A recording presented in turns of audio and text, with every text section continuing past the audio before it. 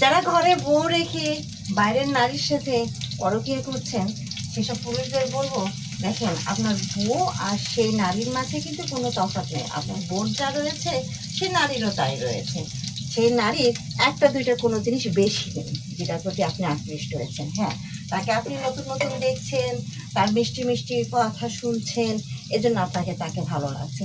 তাকে বিয়ে করে আপনি ঘরে নিয়ে আসেন, নিয়ে এসে রান্নার কাজে লাগান, ছেলে মেয়ে পোষার কাজে লাগান, বাবা মার কাজে ব্যস্ত, এই সেবা যত্নের কাজে লাগান। পরে দেখবেন সেই মেয়েও কথাবার্তা আপনার বউয়ের মতো হয়ে গেছে এবং তার অবহেলায় তার চেহারাও আপনার বউয়ের মতো হয়ে গেছে।